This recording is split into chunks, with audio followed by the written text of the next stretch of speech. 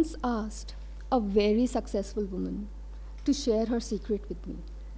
She smiled and said, I started succeeding when I started leaving small fights for small fighters. I stopped fighting those who gossiped about me. I stopped fighting for an unavailable partner. I stopped fighting for attention. I stopped fighting for my rights with inconsiderate people. I stopped fighting to please everyone. I stopped fighting to prove that they were wrong about me. I stopped fighting to meet public expectation of me. I left such fights for those who had nothing else to fight. Instead, I started fighting for my vision, my dreams, my ideas, and my destiny. The day I gave up on small fights is the day I started succeeding. Good morning, ladies and gentlemen. My name is Garima Verma, aka the Restfulness Therapist. I am a trauma-informed systemic consciousness coach, working with my clients' inner child, intergenerational, and consciousness integration. One of my biggest fear in life is to put myself on a stage under a limelight, stand in front of a bunch of experts and talk. I mostly work with clients either in a one-on-one capacity or in a really small group setup where I really don't need a mic to get my voice across. At present, in this very moment, I'm standing right in the face of my fear, where there are multiple possibilities. Probability of crashing into an embarrassing failure and hide into reclusion, or probability of rising above my fear today. Future is full of such possibilities. It can bring us our greatest joy or our deepest, darkest fears. Also, have you noticed? We only fear something that lies in the future. A future with the possibility of something entirely new, something we haven't seen or experienced so far. Because obviously, we don't know how to deal with it. And that is perceived as a threat, which activates the fight, flight, freeze program of the brain, making us undergo our most primitive instinct of a probable death. Every shadow shows that there is light on the other side. What if I told you that our deepest fear is only a shadow side of our greatest invincibility? They are the opposite sides of the same coin. One cannot exist without the other. They belong to each other. What if I told you that our deepest, darkest fear isn't falling inadequate or diminish or even die? Our biggest, mammoth-sized fear is that we might be more than adequate, that we might be excellent, brilliant, probably borderline genius. And somewhere we know that for genius to survive, one always needs that hint of mad courage. Deep inside, we don't fear losing as much we fear becoming successful beyond control. And we fear that in quest of exploring that possibility of effortless genius, we might lose the comfort of the known, of the experiences and the wisdom of all the generations before us, and of everything known and predictable, which also includes the belief and approval of a certain matrix which controls us from being curious and keeps us restricted within a limited reality. Chaos is uncomfortable, and every chaos carries a pattern, a geometry. And chaos is scary. And the fear around it is apparently real. And our brain is designed to constantly scan for such threats.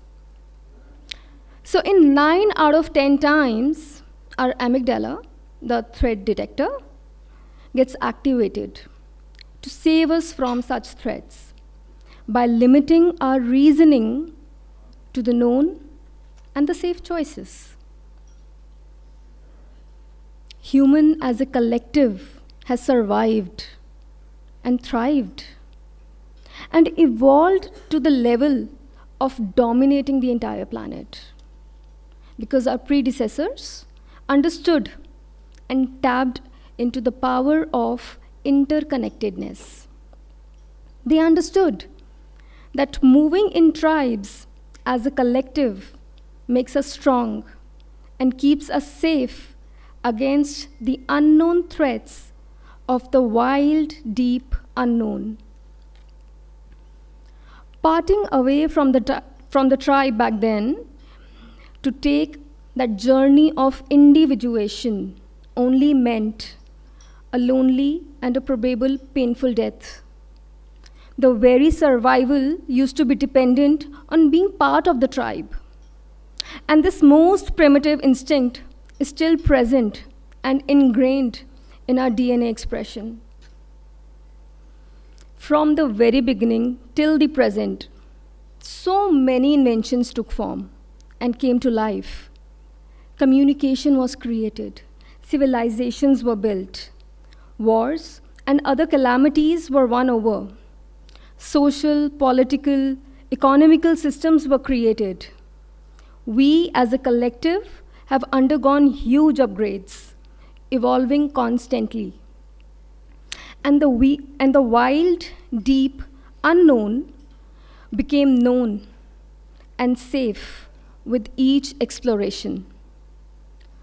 These upgrades were made possible only because our ancestors were constantly exploring, taking risks, making mistakes, and learning from them. And a bank of wisdom got created over a period of time. The society got constructed basis that wisdom with a set of rules of shoulds and should nots. Life started to become safer but also limited. We started to take lesser risks as it didn't seem necessary. And the fears of wild, dark, unknown started to lurk around once again in the unconscious mind of the system. The passed down wisdom, now tainted with the shade of unconscious fear, got distributed further. The receiving generation absorbed and perceived this tainted wisdom basis their own unique environment and experiences and the capacity of individual nervous system to process this information. Not so long ago, we witnessed the emergence of field of study called epigenetics, which broadly states that we also inherit the unexpressed emotions and traumas from our previous generations. Epigenetics shows how our behaviors and environment can cause changes that affect the way our genes work. But unlike genetic changes, epigenetic changes are reversible.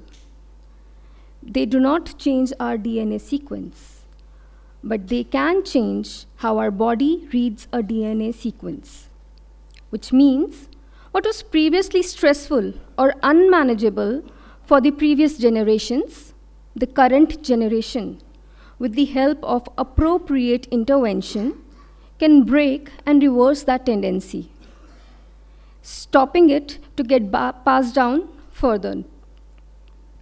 Systemic constellations is one such intervention. The fear of revolting against the set tainted norms is obviously scary. It is the same fear that got passed on through collective memory, and it is practically stored in our cellular body memory. Breaking free from such fears and refusing to suffer the same way the generation before us did also could mean disloyalty to the ancestry and their experiences. It can also mean dissociation with the bloodline. And the very dissociation can be felt in the physical body because the lineage, that collective, doesn't exist somewhere outside in some cloud, but within our very own physical body composition. But remember, fear is just the shadow side of the same coin. While the fear shouts, "You won't survive a day," the untainted, clear wisdom whispers gently, "We made it. We survived. And now we thrive." When I work with my clients, I especially look for what is not being said. Where is all the hurt? Where is all the shame? Where is it too painful to even look at? What and who all is excluded? What all is hidden? Every exclusion is a dent, a crack in the consciousness. And this dent and crack leads to the constant feeling of insufficiency and further collapse.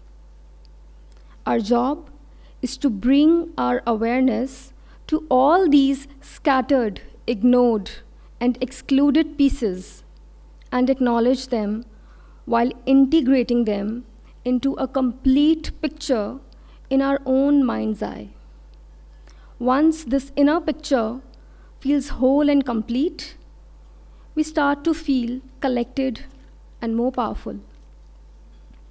We discover that most fears and most blocks that we had been facing all our lives are nothing but a source of infinite, invaluable resources. And we notice the stuckness slowly dissolving into a natural, progressive inner movement. Right now, if you look deeply into the palm of your hand, you will see your parents and all generations of your ancestors, all of them alive in this moment. Each is present in your body. You are the continuation of these people. Family members who do not adopt to the family rules and traditions, those who constantly try to revolutionize beliefs, are actually liberators of their family tree. Countless unreal desires, broken dreams, or frustrated talents of our ancestors manifest themselves through this revolt. You are the dream of your ancestors. With that, I'm going to sign off, and I hope I have earned the privilege of your time. Thank you.